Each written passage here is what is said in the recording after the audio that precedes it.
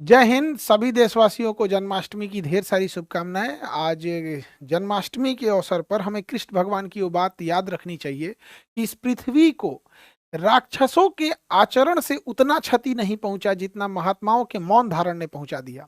और ये हकीकत है, समाज में गलत लोग ज्यादा नहीं हैं, लेकिन वो बढ़ चढ़ के बोलते हैं और अच्छे लोग चुप रह जाते हैं। इससे गलत लोग फायदा उठा लेते हैं। समाज में 10% से भी कम चोर होंगे, लेकिन 100% घर में ताले बंद होते हैं। तो आज भी वो कृष्ण भगवान के दिए गए उपदेश आज के डेट में भी रेलेवेंट बने हुए हैं। तो उनकी बातें हैं और हम सबको इसको आत्मसार करके रहना चाहिए।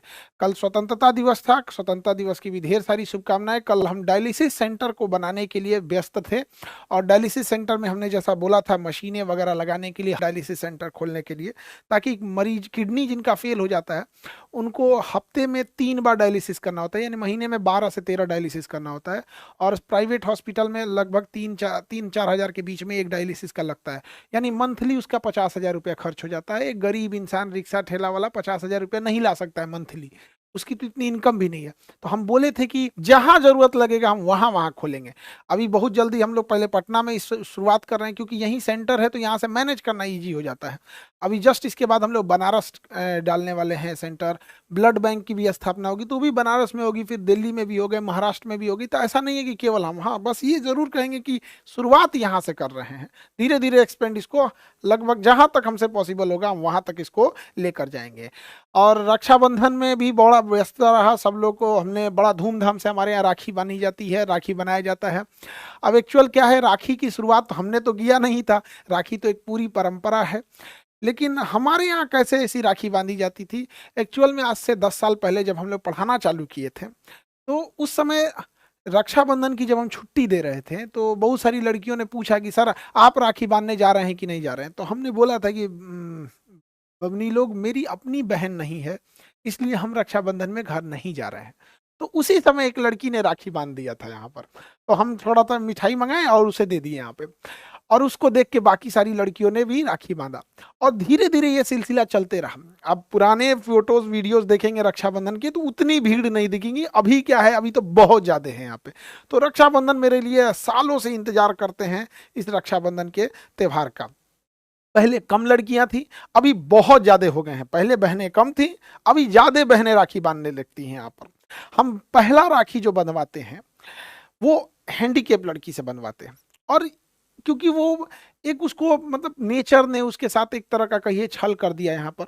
और हैंडीकेप लड़की के लिए वो चल भी नहीं पाती है, तो हमें उसके लिए घुटने पे बैठना होता है। ये दिखाता है कि प्रेम वगैरह, ऐसे नहीं है कि हम किसी दूसरे के लिए घुटने पे बैठ सकते हैं, कभी नहीं। वो एक भाई बहन का प्रेम है जो ये नहीं देखता है कि क्या धर्म है, क्या जाति है, क्या ऊंच नीच, कोई मायने नहीं रखता है। दुनिया में सबसे अच्छा प्रेम भाई बहन का लगता है, जो सुबह झगड़ा करके फिर शाम को भैया ये काम है, बहन ये कर दो कर दो। तो हमारे अपने घर में नहीं थी, इसलिए हमने हजारों बहनों से राखी बनवा लिया। और सभी बहन लोग को जो शिकायत कर रही हैं उन लोग को भैया हाथ जोड़ के भैया को माफ कर दो। कई लड़कियों का कहना है कि सर आप ये बताइए, एक साथ 10-10 लड़कियों से क्यों राखी बनवा रहे थे। मेरी बहन लोग ये बताइए, अगर एक साथ हम लोग 10-10 लड़कियों से राखी ना बनवाएं तो क्या एक दिन में हो पाएगा? तो काफी ज्यादा, पता चला 2-4 दिन उसी में लग जाएंगे। 1-2 लड़की रहे तब तो ऐसा पॉसिबल होगा। तो कुछ लड़कियों की ये शिकायत थी। बबनी बहन लोग, हमको अब समझिए हमारी भी मजबूरी क्या हो जाती है इसी वजह से। दूसरा क्या था ना कि अगर जल्दी जल्दी राखियां उतनी नहीं बांधी जाएंगी, लड़कियों की फास्टिंग रहती है, भूखे में ज्यादा हो जाता है। अब एक लड़की आके शिकायत करी है, सर हमारा आरती इतना रह गया। देखिए 10-15 हजार जब राखियां बांधी जाएंगी तो आरती के लिए अगर उतने टाइम बहुत बार नहीं मिल पाता है, तो हम लोग उसके लिए, एक भाई बहन का प्रेम है और इसी में सब चीजों को लेके चलना रहता है। संख्या ज्यादा हो जाने की वजह से आप भी समझते हैं, थोड़ा सा मैनेजमेंट को भी देखना रहता है। एक जो सबसे, हमेशा हम राखी में हर लड़की को कहते हैं, लेकिन बदमाश सब सुनेगी सब तब तो, हम कहते हैं राखी लंबी वाली लेके आना। एक सिंपल सी राखी आती है धागा जैसे लंबी वाली, क्योंकि शुरुआत की ही राखियां कलाई पर बांधी पाती हैं। फिर जब कलाई मोटा हो जाता है तो राखी बंध नहीं पाता है। अब कई लड़की जब वो राखियां जो, अब एक्चुअल उनकी भी क्या गलती है, राखी बनाने वाली कंपनी भी क्या सोचती होगी कि इसे कलाई पे बांधना है, उसे थोड़ी पता कि किसी की कलाई हाथी की इतनी, पैर की इतनी मोटी हो जाएगी।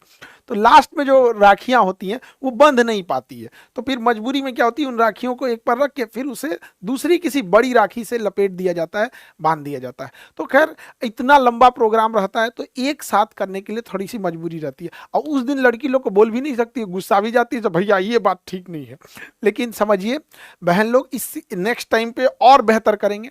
देखिए मेरा शौक है, जैसे स्वामी विवेकानंद ने भारत की संस्कृति को पूरे विश्व में ले गए, हमारा अपना एक मानना है कि हमारी गौरवपूर्ण संस्कृति है, भारत की लाजवाब संस्कृति है। यहाँ पर एक भाई बहन को राखी बांधता है, इसे हमें विश्व लेवल तक लेके जाना है, और इसके लिए हम निरंतर प्रयास कर रहे होते हैं। लड़कियों के लिए जितनी उस समय बहनों के लिए सेवा हो सकती है, 156 प्रकार के व्यंजन बनाते हैं, कोई चीज छूट ना जाए। और इसकी शुरुआत हम कैसे किए थे, शुरू में तो कम रहते थे, एक बार हुआ क्या कि हम एक 5 स्टार होटल में गए, और वहां देखे कि 100-150 वेराइटीज के खाने लगे हुए हैं। तो हमको लगा कि नहीं, हम भी अपने यहाँ रक्षाबंधन होगा या बच्चों को रिसेप्शन पार्टी होगा, उस सब में ऐसे करेंगे। तो हमारे पास जितनी सेवा हो सकती है कर सकते हैं। इस बार रक्षाबंधन में एक यूनिक चीज क्या हुआ, जिसकी सूचना आप लोग को देना हमको लगा कि आप लोग से शेयर करना चाहिए। एक लड़की आई, उसके पिताजी को पैंक्रियाज में कैंसर था, और वो बड़ा भारी मन से आई कि सब पिताजी को कैंसर है, हमें दूर डिस्ट्रिक्ट से पटना आना होता है, काफी कॉस्टली इलाज है, यहाँ पे महंगा बहुत है, सर प्लीज आप एक कैंसर हॉस्पिटल खोल दीजिए। अब हमको ये नहीं समझ में आया कि हम क्या कहना चाहें, और क्योंकि हम डॉक्टर खुद नहीं हैं, और ना ही हमको कैंसर हॉस्पिटल के बारे में बहुत ज़्यादा मतलब कितना खर्च आएगा ये सब का आइडिया भी नहीं है। लेकिन रक्षाबंधन के दिन एक लड़की राखी बांधने के बाद अगर किसी भाई से ये बात कहे तो भाई मना कैसे करे, आप बताइए। हम ऐसे धर्म संकट में फंस गए कि हम क्या करें। तो हमने ऐलान कर दिया कि हम कैंसर हॉस्पिटल खोलेंगे, और उसके बाद से हम रिसर्च करने लगे। राखी खोलने से पहले हम कई डॉक्टरों से बात किए जिन्हें हम पहले से जान रहे होते हैं, तो उन्होंने कहा कि सर हम जरूर आपका हेल्प करेंगे, आपका सपोर्ट करेंगे। हम उन डॉक्टरों का भी बहुत बहुत धन्यवाद देते हैं जो इस मुहिम में उन्होंने हमारा हौसला बढ़ाया और हमें एक मोरल सपोर्ट दिया, बहुत इसके लिए धन्यवाद देते हैं। क्योंकि हमने क्या किया था, अभी जस्ट कुछ दिन पहले ही हमने ऐलान किया था कि हम डायग्नोसिस सेंटर, ब्लड बैंक और हॉस्पिटल डालेंगे। अभी जो हम लोग एक्सरे मशीन लेके आए, महज 35 रुपीज, 35 रुपए में एक्सरे करके दे देंगे आप। तो उससे किसको फायदा होगा, कोई बर्तन मांजती है, किसी घर में झाड़ू पोछा कर रही है, कोई ऑटो चला रहा है, कोई रिक्शे वाला है, कोई सब्जी बेचने वाला मजदूरी कर रहा है, तो किसान है, स्टूडेंट है, इन लोग के पास इतने पैसे नहीं होते हैं, इनके लिए 300-400 बहुत मायने रखते हैं। आप ऐसे नॉर्मल एक्सरे कराने जाएंगे 300-400 रुपए लगेंगे। हम ये नहीं कह रहे हैं कि अमीर अमीर लोग के लिए तो हमेशा से बेहतरीन हॉस्पिटल थे, ये गरीबों के लिए है। तो हम अपने आप को रोक नहीं पाए, क्योंकि इसी देश ने हमें सब कुछ दिया है, अब वापस इसी देश को लौटा के चले जाना है। अब ये जो चीजें हैं इसको लेके तो नहीं जा पाएंगे, इसीलिए इसको लौटा के ही जाएंगे। सब कुछ चीजें इसी देश का बनाया हुआ है। अब कैंसर हॉस्पिटल के लिए हमने बोल तो दिए हैं, लेकिन अभी क्या है कि उसमें बहुत वर्क करना है और बेस्ट इस चीज को किया जाएगा। आप सब लोग की दुआएं साथ रहती हैं।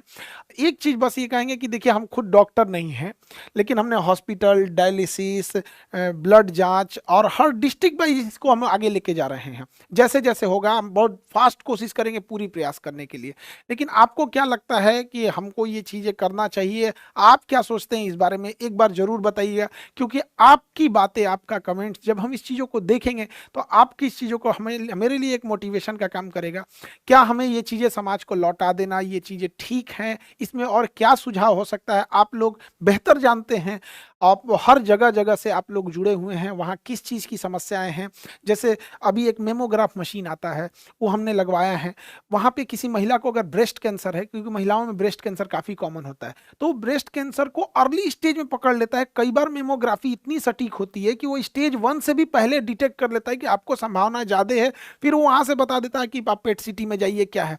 तो जब भी हम किसी कैंसर को फर्स्ट स्टेज में पकड़ लेते हैं तो बहुत ही ईजिली उस ब्रेस्ट कैंसर का इलाज हो सकता है। और हमें लगता है कि हम अगर एक माँ को भी बचा लेंगे ना, एक माँ को भी, तो हम एक बच्चे का साया उसके माँ से, माँ बहुत ज़रूरी होती है। तो आप क्या सोचते हैं इस पे एक बार ज़रूर बताएंगे। मिलेंगे नेक्स्ट क्लास में। जय हिंद।